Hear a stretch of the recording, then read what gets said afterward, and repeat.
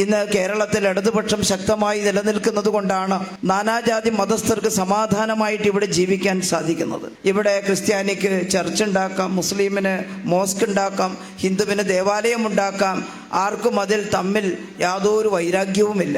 ഒരു പറമ്പത്ത് അമ്പലവും അപ്പുറത്തെ ഭാഗത്ത് ചർച്ചും അതിനപ്പുറത്ത് മോസ്കും എല്ലാം നിരന്നു നിൽക്കുന്ന, അവിടെയെല്ലാം മനോഹരമായിട്ട് പ്രാർത്ഥനകൾ നടക്കുന്ന, പെരുന്നാളവും ഓണവും ക്രിസ്തുമസും എല്ലാം ഏറ്റവും നന്നായിട്ട് തെരുവിലിറങ്ങി ആഘോഷിക്കാൻ സാധിക്കുന്ന ഒരിടം ഇന്ത്യയിൽ വേറെ ഏതാണുള്ളത്? അത് കോൺഗ്രസിന്റെ പത്രാസ് കൊണ്ടാണെങ്കിൽ കോൺഗ്രസ് 4-3 ഭൂരിപക്ഷത്തിന് ഭരിച്ച സംസ്ഥാനങ്ങളല്ലേ ബീഹാറും ഉത്തർപ്രദേശുമെല്ലാം. ഇപ്പൊ അവിടെ BJP ആണ് ഭരിക്കുന്നത്. പക്ഷേ കോൺഗ്രസ് ഭരിക്കുമ്പോൾ എന്തായിരുന്നു അന്തരീക്ഷം? അവിടെ നാനാജാതി മതസ്ഥർക്ക് സമാധാനമായിട്ട് ജീവിക്കാൻ കഴിയുമായിരുന്നോ? ജാതി വ്യവസ്ഥ, കടുത്ത വർഗീയത ഇല്ലാതാക്കാൻ ബോധപൂർവമായി ഇടപെട്ടാലേ ഈ ഒരു അന്തരീക്ഷം നിലനിൽക്കൂ.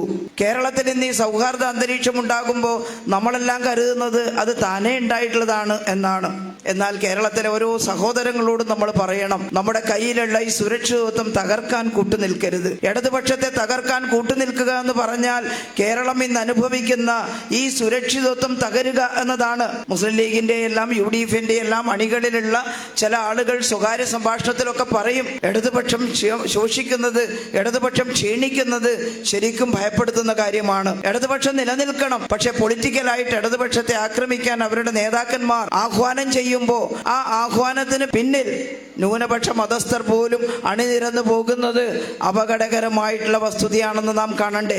എന്നോട് വ്യക്തിപരമായിട്ട് പറഞ്ഞ ഒരു യൂത്ത് ലീഗിന്റെ ചെറുപ്പക്കാരനോട് ഞാൻ പറഞ്ഞു, മോനെ, ഇത് എന്നോട് പറഞ്ഞിട്ട് കാര്യമില്ല. നിങ്ങളുടെ പാർട്ടിക്കകത്ത് പറയൂ, ഇടതുപക്ഷത്തെ ക്ഷീണിപ്പിക്കാൻ ശ്രമിക്കുന്നത് ആത്മഹത്യാപരമായിരിക്കും. ഇടതുപക്ഷം ക്ഷീണിച്ചാൽ ഇവിടുത്തെ കടുത്ത വർഗീയവാദികൾ ഉണരും. ഇവിടെ ആളുകൾക്ക് സ്വസ്ഥതയില്ലാത്ത അവസ്ഥ വരുമെന്ന് പറഞ്ഞു കൊടുക്കാൻ സാധിക്കണം. പക്ഷെ അതല്ലല്ലോ.